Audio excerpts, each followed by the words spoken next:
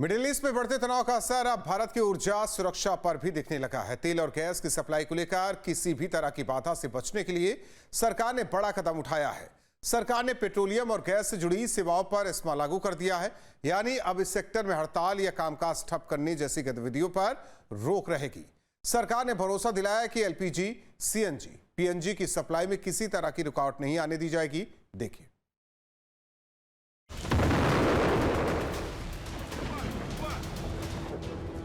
Middle east में जारी तनाव ने दुनिया भर में तेल और गैस की सप्लाई को लेकर चिंता बढ़ा दी है। भारत भी अपनी ऊर्जा जरूरतों का बड़ा हिस्सा इसी इलाके से आयात करता है। यही वजह है कि जब दुनिया में हालात बिगड़ने के संकेत मिले तो सरकार ने एहतियाती कदम उठाते हुए पेट्रोलियम और गैस सेक्टर की सेवाओं को सुरक्षित रखने का फैसला किया। सरकार ने पेट्रोलियम और गैस से जुड़ी सेवाओं पर एसेंशियल सर्विसेज मेंटेनेंस एक्ट यानी एस्मा लागू कर दिया है। इस कानून के लागू होने के बाद तेल और गैस से जुड़ी सेवाओं में हड़ताल नहीं हो सकेगी और अगर कोई ऐसा करता है तो उसके खिलाफ सख्त कार्रवाई हो सकती है। सरकार का कहना है कि ये कदम देश में ऊर्जा आपूर्ति को बाधित होने से बचाने के लिए उठाया गया है। इसका मकसद देश में बिना किसी बाधा के घरेलू गैस की आपूर्ति सुनिश्चित करना है। सरकार ने रिफाइनरी और पेट्रोकेमिकल कंपनियों को एलपीजी का उत्पादन बढ़ाने के निर्देश दिए हैं। साथ ही हाइड्रोकार्बन प्रोडक्शन यूनिट्स को एलपीजी प्रोडक्शन की ओर डाइवर्ट करने के निर्देश भी दिए हैं। सरकार ने साफ किया है कि आम लोगों को घबराने की जरूरत नहीं है। एलपीजी सिलेंडर की सप्लाई हो, शहरों में सीएनजी की उपलब्धता हो या घरों में पाइपलाइन से मिलने वाली पीएनजी, इन तीनों की सप्लाई सामान्य रूप से जारी रहेगी। हमारे इंडियन ऑयल के अधिकारियों ने हमें पूर्ण आश्वस्त कर रखा है कि हमें किसी भी तरीके से आपूर्ति कम नहीं होने देंगे। करीब जैसा कि अधिकारियों लोगों से बातचीत हुई है, जो हमारा स्टॉक है कि हम 6 महीने तक भारत में तो अभी तेल की कमी होने वाली है नहीं। 6 महीने तक भारत में तेल की कमी नहीं होगी, ऐसा इनका कहना है, जो मैनेजर हैं। लेकिन सर, जो लोग आ रहे हैं पेट्रोल भरवाने के लिए, उनमें किस तरह का पैनिक देखने को मिल रहा है? उनमें पैनिक इस तरीके से मिल रही है कि उनको लोगों को जो वीडियो और रील देख करके जो यूट्यूब चैनल या और भी कई तरह के इंस्टाग्राम के चैनलों पर में लोग बात देख रहे हैं।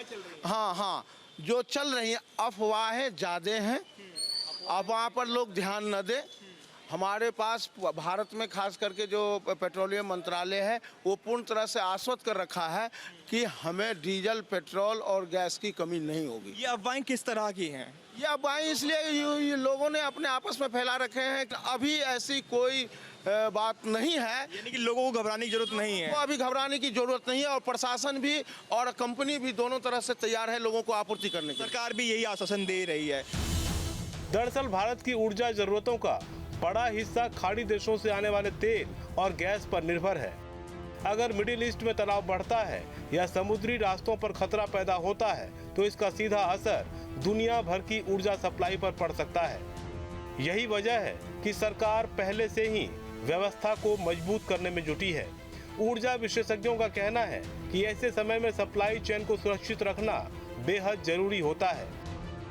पेट्रोलियम और गैस सेक्टर में काम करने वाले कर्मचारियों की सेवाओं को बाधित होने से रोकने के लिए एस्मा जैसे कानून का इस्तेमाल किया जाता है ताकि देश की ऊर्जा जरूरतों पर किसी तरह का संकट न आए। यानी मिडिल ईस्ट के संकट के बीच भारत सरकार अलर्ट मोड में है।